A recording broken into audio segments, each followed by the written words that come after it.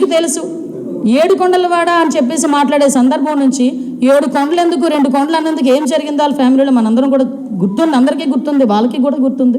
ఇవన్నీ ఎందుకు చెప్తానంటే వీళ్ళ తాలూకా నేచర్ ప్రజలకి తెలియజెప్పాలి. అంటే ఈరోజు కల్తీ జరిగింది దాని గురించి చర్చించండి రా బాబు అంటే, ఈరోజు ఇందాపూర్ కంపెనీ గురించి హెరిటేజ్ గురించి మాట్లాడే సందర్భం నేను కూడా చాలా క్లియర్గా చెప్తా. హెరిటేజ్ సంస్థ అనేది 34 సంవత్సరాలుగా ఉన్న సంస్థ. ఈ రోజు వరకు హెరిటేజ్ సంస్థ నుంచి ఏ ప్రభుత్వ రంగ సంస్థలకి కూడా ఎటువంటి సరఫరా కూడా జరగలేదు. నెయ్యి ఎటువంటి సరఫరా, ఏ దేవాలయాలకి నెయ్యి సరఫరా జరగలేదు. వాళ్ళొక సిద్ధాంతం పెట్టుకున్నారు, వాళ్ళ కంపెనీ నుంచి ఎటువంటి ఏ దేవాలయాలకి కూడా నెయ్యి సరఫరా చేయకూడదని సిద్ధాంతం పెట్టుకున్నారు.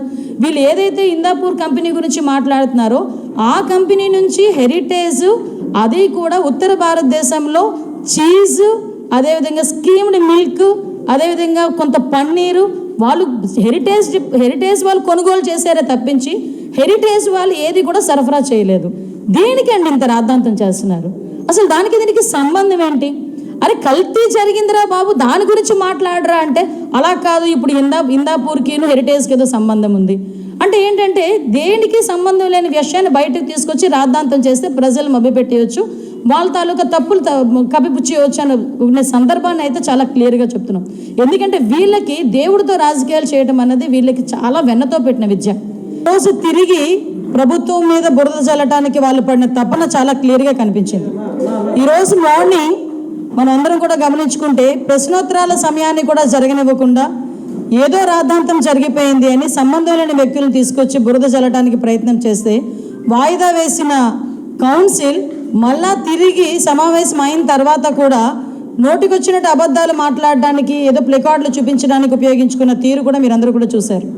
ఆ సమయంలో కూడా కౌన్సిల్ చైర్మన్ గారిని మేము టైం అడిగి మేము చర్చకు సిద్ధంగా ఉన్నాము. నిన్న జరిగిన సభలో కూడా కౌన్సిల్లో కూడా గౌరవ మంత్రి గారు అచ్చెన్నాయుడు గారు చాలా క్లియర్గా కల్తీ వ్యవహారం మీద మేము చర్చకు సిద్ధంగా ఉన్నాము, మీరు చర్చకి సిద్ధంగా ఉన్నారా, మీరు ఏదైతే ఆరోపణలు చేస్తున్నారో ఆరోపణలకి సంబంధించి సాక్ష్యాలు తీసుకురండి, సాక్ష్యాలు తీసుకొచ్చి మాట్లాడండి, సాక్ష్యాలు లేకుండా ఎక్కడో సాక్షి పేపర్లో ఉన్న తతంగాలను తీసుకొచ్చి ఈ సభని ఆటంకపరచడం కానీ సభా సమయాన్ని వృధా చేయడం కానీ మంచిది కాదు అని చాలా క్లియర్గా చెప్పున్నారు.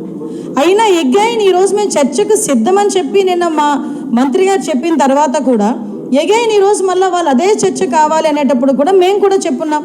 నేను డైరెక్ట్గా ప్రభుత్వం ఏ చర్చకైనా సిద్ధంగా ఉంది, ప్రజాహితం గురించి ఏ చర్చ గురించి అయినా మేము సిద్ధంగా ఉన్నాము, కల్తీ లడ్డు గురించి చర్చించడానికి కూడా మేము సిద్ధంగా ఉన్నాము, చెప్పండి మీ చర్చకి సిద్ధమేనా అని మాట్లాడితే తిరిగి ఎల్ఓపి గారు తన నోటుకొచ్చినట్టు ఆయన మాట్లాడి సభ వాయిదా వేసుకొని వెళ్ళిపోవటం జరిగింది.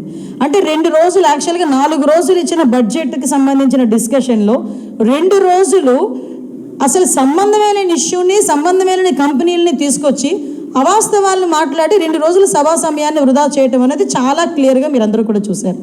యాక్చువల్గా వీళ్ళు నేను చాలా క్లియర్గా ఈరోజు ఛార్జ్షీట్లో కూడా సిబిఐ ఛార్జ్షీట్ కానీ సిట్ వాళ్ళు గవర్నమెంట్కి ఇచ్చిన రిపోర్ట్లో కానీ చాలా క్లియర్గా కల్తీ లడ్డు, ఆ లడ్డు విషయంలో అడల్ట్రేషన్ జరిగింది, గీలు అడల్ట్రేషన్ జరిగింది, కొన్ని సందర్భాల్లో అయితే అసలు గీయే కాదు అది ఒక రసాయనాల ముద్ద అని చాలా క్లియర్గా అందులో పేర్కొన్నారు.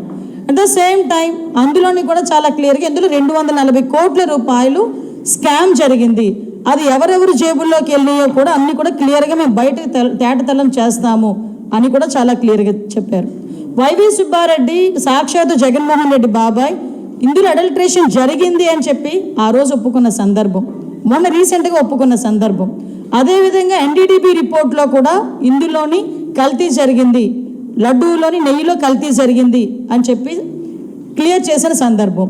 మైసూర్ ల్యాబ్లో కూడా చాలా క్లియర్గా వాళ్ళు గవర్నమెంట్లో ఉన్నప్పుడే 2020లోనే వాళ్ళు గవర్నమెంట్లో ఉండేటప్పుడే ఇలా అడల్ట్రేషన్ జరిగింది అని చెప్పినప్పుడు దాని అంతటిని కూడా దాచిపెట్టిన విషయం వాస్తవం కదా. ఈ విషయాలని మాట్లాడండి రా బాబు అంటే లేనిపోని వ్యవహారాలండి. మీరు ఒక్కసారి క్రానలాజికల్గా కూడా చూసుకుంటానండి, ఇంతకు ముందు ఇలాగే సభా సమయాన్ని అవాస్తవాలను తీసుకొచ్చి సభలో పెట్టి కొన్ని రోజులుగా సభని జరగకుండా చేసిన సందర్భాలను కూడా మీకు గుర్తు చేయాలి.